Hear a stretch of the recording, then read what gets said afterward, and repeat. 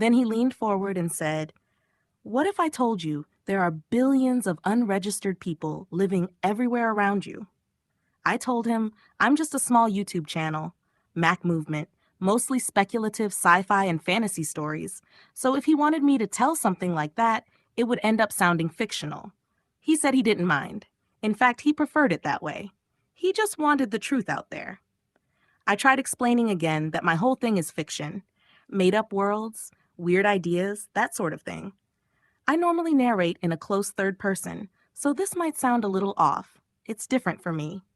He shrugged and said it's not unheard of for nonfiction to be misclassified as fiction. I told him there had to be better options if he wanted something reputable. A journalist, maybe. A researcher. Someone whose job it is to deal with strange claims. He shook his head. "No, I've considered a lot of variables. YouTube is the best place. And I need this off my chest." I told him my channel is still growing. It might never be anything. I didn't want to mislead him into thinking it would reach some huge audience. He actually smiled at that. No, you're in the perfect place. Your stuff will stay up and get some exposure, but not enough to get noticed." I stared at him for a second. "Oh, you chose me because you knew you wouldn't get noticed." He nodded, like that was the most obvious conclusion in the world. If the story was given to someone too big, it would be taken down by them. "Them?" I asked. "The government?"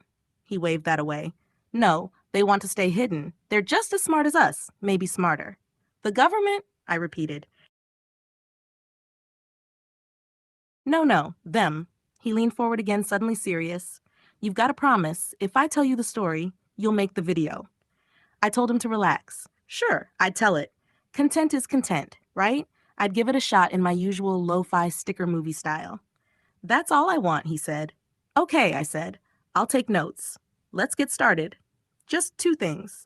Okay, first, should I start with a true story disclaimer or something like that?" He shook his head immediately. "No, just tell my story. The story needs to be out there." He paused, like he'd been waiting a long time to say the next part. Getting it out there is a step in the right direction. Then he looked at me.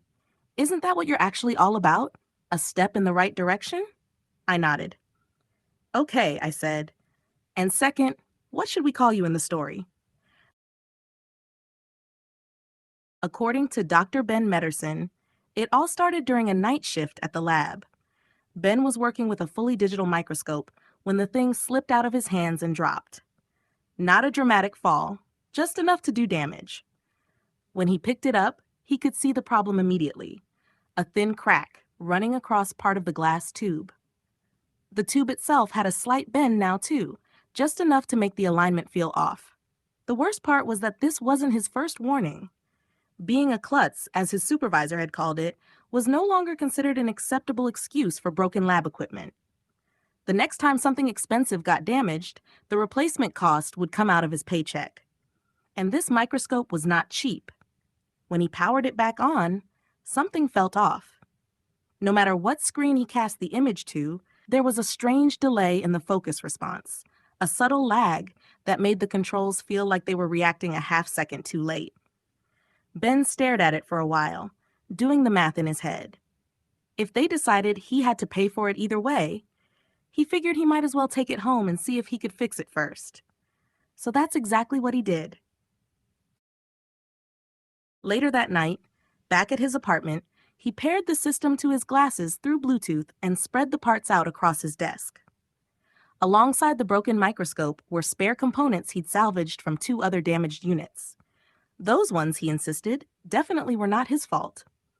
Ben had a habit where his brain sometimes moved faster than the rest of him, faster than his hands, his head, even his hips when he turned too quickly around a crowded workspace. He wasn't always clumsy, but when his mind locked onto a problem, the rest of him struggled to keep up. Now he started rebuilding the device piece by piece, Frankensteining it back together, as he put it. The system was multi-use, meaning the visual feed could be cast onto almost any screen in the room. Ben preferred using the handheld lens attachment while watching the magnified image through his glasses. At one point, he grabbed the handheld unit and pressed it against the brownish-green leaf of the one plant sitting in his apartment, the closest thing he had to a roommate. The poor thing had developed a habit of looking increasingly pathetic whenever it wanted to remind him that watering plants was, apparently, a recurring responsibility. Ben opened the direct settings panel and started adjusting the focus. As the magnification shifted, his mind wandered to the next 3 paychecks he might have to live without if the lab billed him for the damage. The image sharpened. He froze. Something moved. "Damn it," he muttered. "I'm seeing things." He leaned closer to the display. Then he looked a third time. "Oh no," he whispered. "Not me. I can't afford this." Because in the section of glass that was clearly cracked, the fracture lines didn't look empty. There was something there. Or rather, someone else. Now, for the audience, there's one thing I need to get straight. Whenever he started talking about propagating protons, vibration rates, and whatever else he was trying to explain, I kind of zoned out. I'm not gonna lie, I wouldn't have been able to spell half of it anyway, and I still don't know what turf microscopics even means. I was more interested in the story itself, his experience, and I hope you will be too.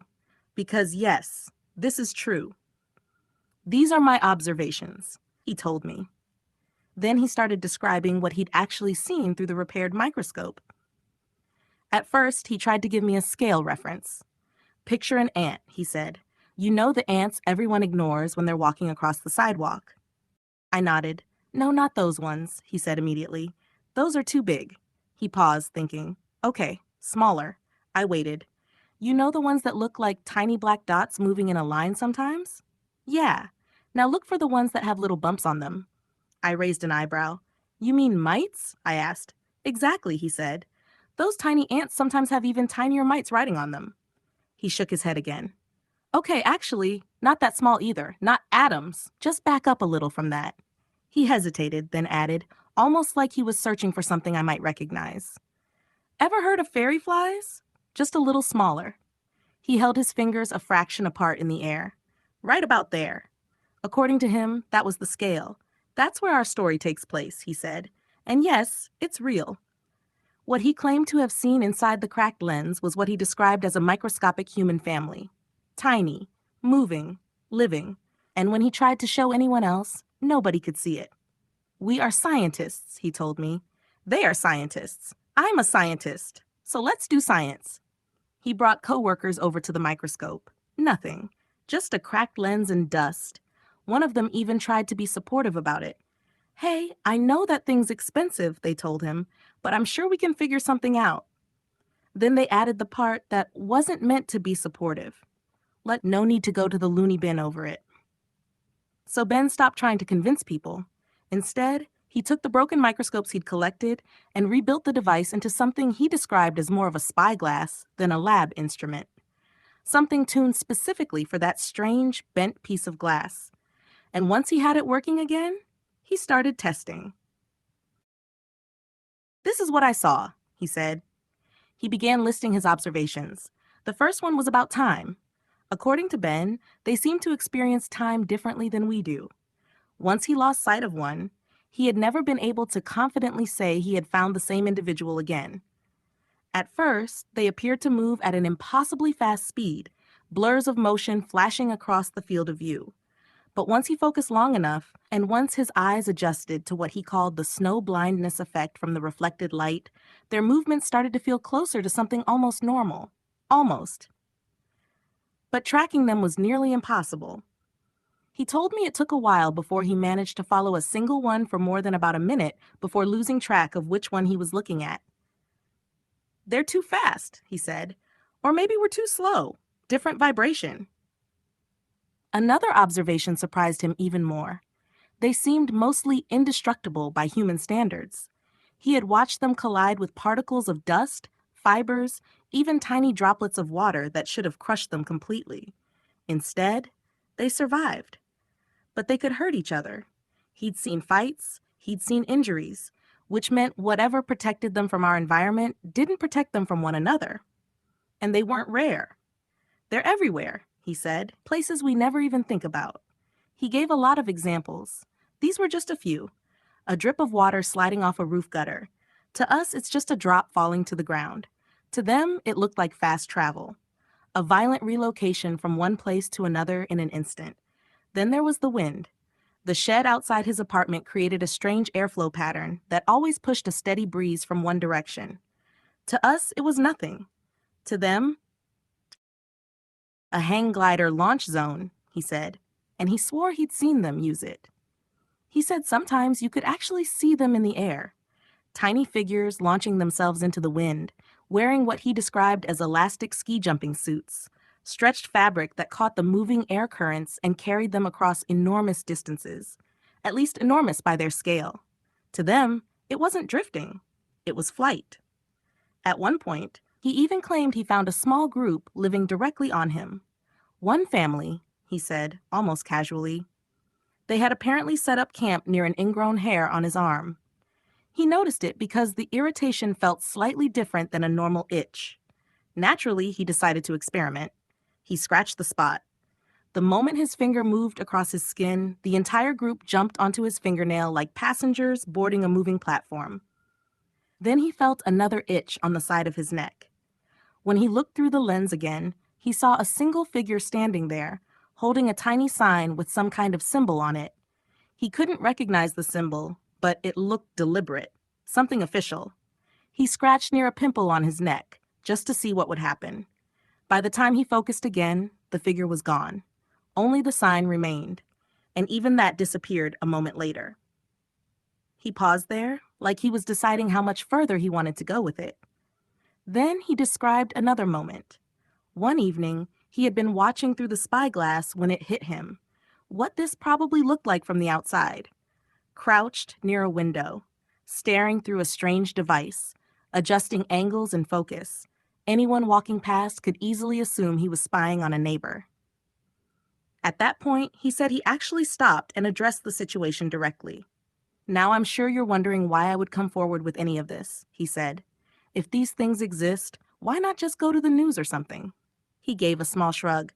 "They won't allow it." That was his claim, anyway. At that point, I had to stop him. "Okay," I said. "This is a really cool premise. Don't get me wrong. I'm a small YouTuber. I'm willing to try weird things. But do you actually want people to believe this? Or do you want me to believe it?" He looked at me for a moment. "Do you want me to finish?" he asked. "Or should I just leave?" I'll be honest. I told him the algorithm ghost that lives above my channel is already confusing enough, so I'll take what I can get. He nodded and continued. "We're about to get to the really interesting part." "Oh?"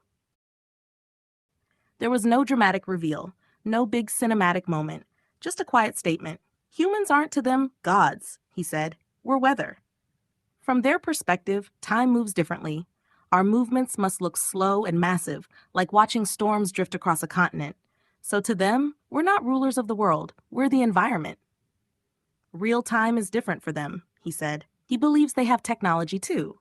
Not wildly advanced compared to ours, but slightly ahead in certain areas, enough to survive at the scale they live in. It would make sense, he argued, because they're everywhere, watching, mimicking, trying their own versions of things we do. And he's convinced they are actively keeping themselves hidden. He said they all seem to know about him, some of them pointing, some of them looking like kids, others in what looked like tiny lab coats taking notes. "In a world where I can't sneeze without getting an ad on my phone for new and improved 20-ply tissues," he said, "or some vintage handkerchief trend." He let the thought hang there, like the implication should be obvious. If something that small wanted to stay invisible, and it had been studying us for long enough, it probably could. What Ben described next was where it stopped feeling like a discovery and started feeling like a pattern. Some of them gather near phone screens at night, not touching them, just standing near the light. He never figured out exactly why. But there was a theory. Maybe they were using it somehow. Not the screen itself, but what passes through it. Signals, something we can't see. They didn't act like it was just light. They acted like it was something else. Then there was how they move. When someone takes off a sweater in winter, static builds up. Hundreds of them would ride those invisible lines like highways. That part wasn't a guess. They would line up, wait, then launch, riding something that wasn't visible to us, but clearly real to them. Not drifting, not falling, riding. And somewhere in all of that, something shifted. Dust people are everywhere. That part stopped feeling like a theory and started feeling obvious, which meant this wasn't just something to watch anymore. It was something that needed to get out. At first, it felt like it was for them, like they deserved to be known. But there was another side to it, too. It was fun. And he knew how that sounded, like some micro-shroomed up YouTuber chasing something nobody else could see. But he kept going anyway. More equipment, pawn shop microscopes, anything that could get him a better look. Everything got tested. Everything got pushed. And every time it got close, they dodged it. If he tried to record them, they weren't there, or they moved too fast, or the image didn't hold. After a while, one thing became clear. If they don't want to be seen, they won't be. And then there were the outlets. That part was different. That part was certain. They used them. One ran straight toward an outlet and didn't stop. It went into it, gone. And it didn't end there. Sometimes one would go in and more would come out somewhere else. Not the same. Not even close. Different outfits. Different gear.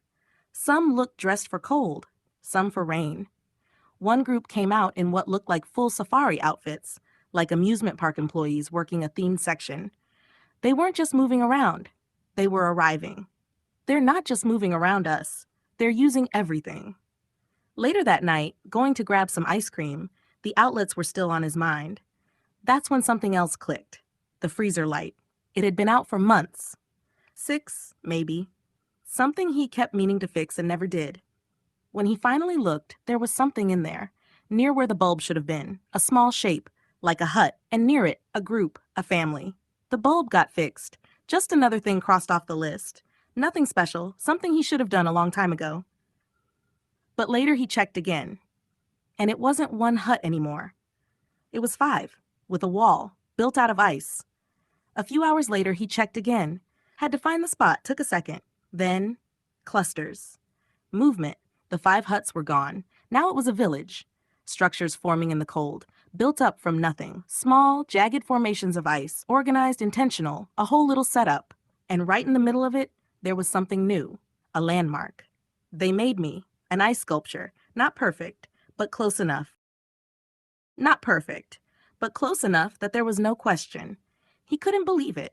Just stood there, watching in disbelief as they moved around it, around him. They would walk up to the sculpture and leave things, offerings. He just stood there, staring into his own freezer, watching them move around something shaped like him. Okay, Ben, he thought. It's been weeks, and now this is what freaks you out? What took so long? That's when it clicked. Stop looking. Start watching. Really watching. And because of that, that's when the details started showing up. The clothes. Almost all of them had something extra. Little flaps, frills, sleeves with paddle-like shapes, things that looked designed, not random, built for movement, for gliding, for catching whatever currents they use. Ants and other bugs didn't seem to notice them at all. They would move right past each other like they weren't even there. But Ben could see them, and they could see him. He kept going back to the freezer. At first, it was just curiosity, but then it turned into something else, because every time he checked, it was different. What had started as a small cluster, something like a campsite, didn't stay that way for long. Next time he looked, it was larger, more structure, more movement, then bigger still. A town, then something closer to a city, organized, busy, built up in ways that didn't make sense for how little time had passed. How can they grow like that? There was no answer. Go from nothing to something big, use everything around them, and then abandon it, all in what felt like no time at all. So he decided to test it. Instead of checking in and out, he would stay, pick one spot and watch it. So he found what he called the perfect setup, a crumb, a clean surface, nothing else interfering. At first, there was nothing. Then one showed up, just one, moved around a bit, looked like it was setting something up. He stepped away for a second, just long enough to make a sandwich. When he came back, it wasn't one anymore. It was a village, structures, movement, activity, like time had skipped ahead without him. So he stopped leaving, stayed locked in, has watched the same spot, didn't look away. And that's when things changed. For a while, everything moved normally, as normal as something that small could look. Fast, but readable. trackable. Then, after about an hour, they stopped, all of them, whatever they were doing, and turned toward him. It didn't feel random. It felt like they had noticed something, really noticed him. That's when it clicked. It wasn't just him watching them. Something about that attention slowed them down, pulled them into his pace, his perspective. So he started testing it, different spots, different setups, same result every time. After about an hour, they would stop, look at him, like they were aware of him being there. And right when it mattered, something would break.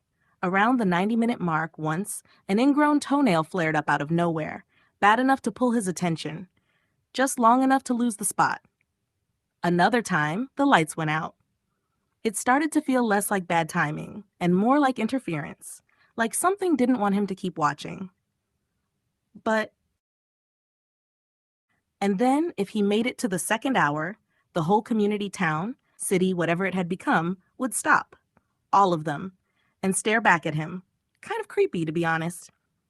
And because they stopped, they left, not scattered, not panicked. They grouped together, moved like a crowd, like people packing up and going somewhere.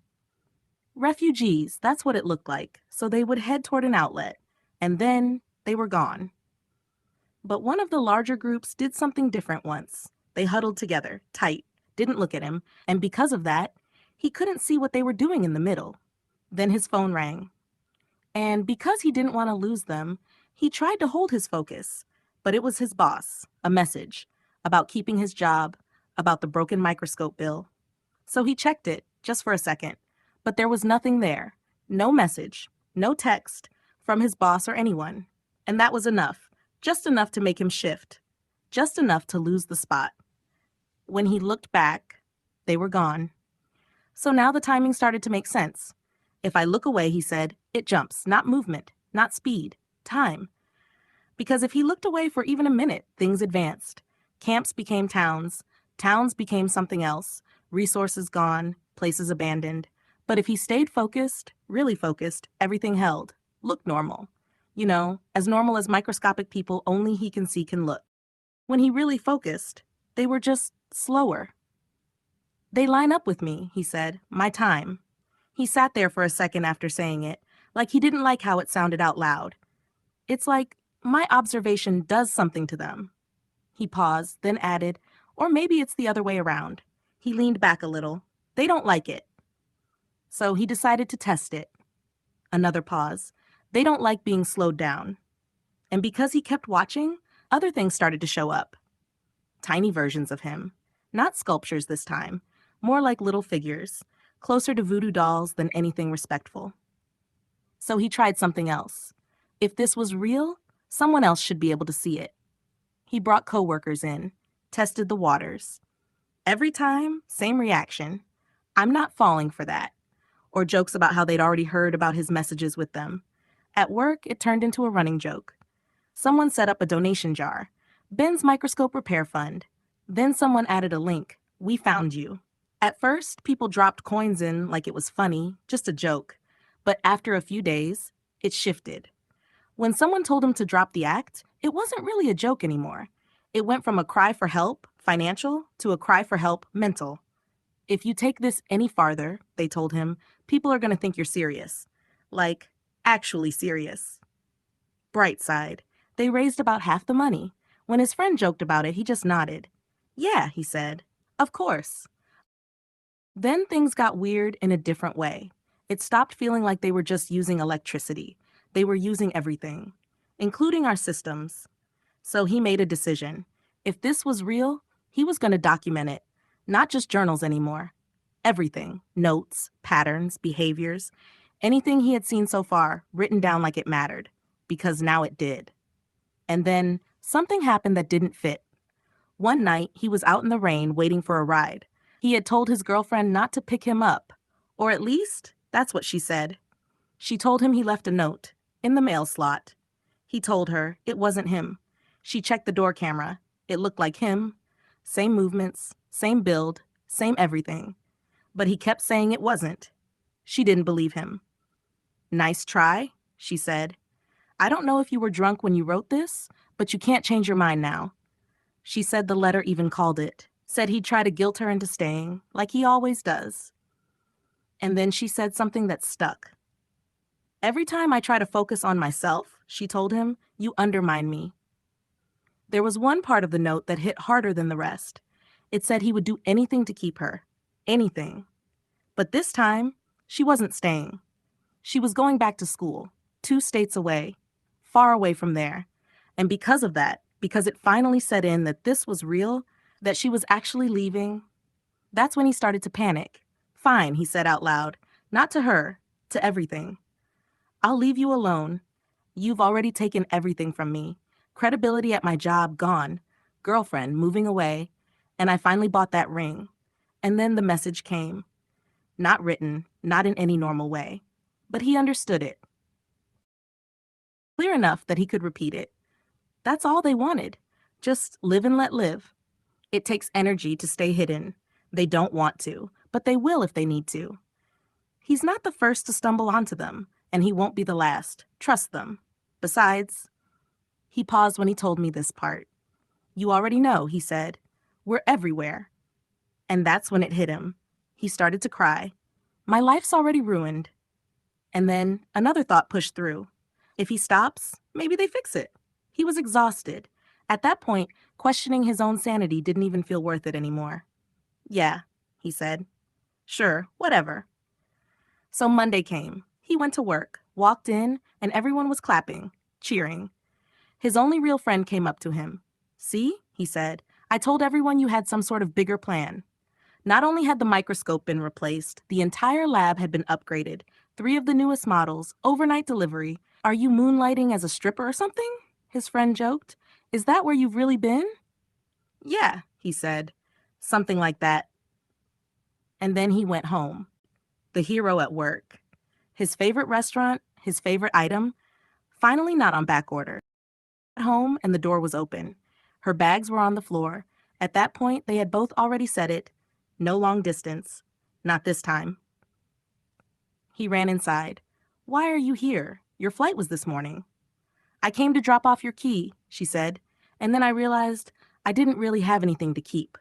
She gave a half smile, eyes already tearing up. "So I came in for that old box from the yard sale." They both knew the joke. She always said she saw it first. He always said he grabbed it first. And somehow, she still ended up with it every time. That was years ago, back when everything was simpler. "Best place to hide something is in plain sight, right?" she said. That's when he noticed what she was holding. The ring. "Why didn't you say something?" she asked. "I didn't want to hold you back from your dreams," he said. Then, after a second, "I still don't." "You don't have to," she said. "I'll transfer here." "And not go back to your dream college?" "I did 2 years there," she said. "Taking a break and meeting you. This is my real dream life." "You will?" he asked. "I will." "You will," he said again. He hadn't even asked yet. But he did. And in all of that, it wasn't hard to ignore everything, to go back to normal, pretend none of it ever happened.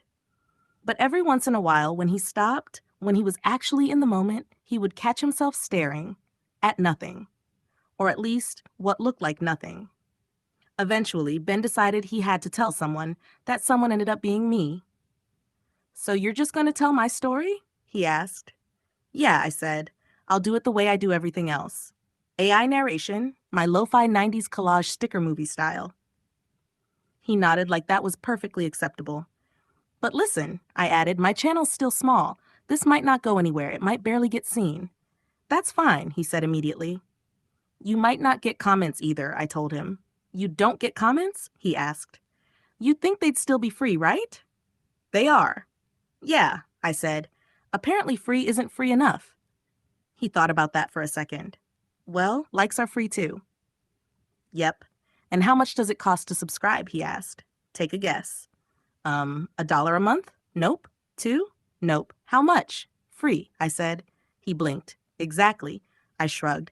"So this is your last chance before I write this. My channel might get a few views, maybe none. It's not exactly breaking news territory." He didn't hesitate. "That's not the point," he said. "The point is the story gets out there." I told him, all right. Maybe I'll get a like and subscribe out of it.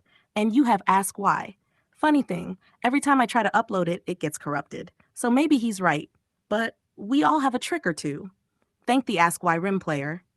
But wait, I said, stopping him as he stood up. You forgot your glasses. I picked them up. Designer or something? These lenses are kind of funny. I turned them slightly. Oh, that's a shame. They're cracked. I paused. Wait, what is that?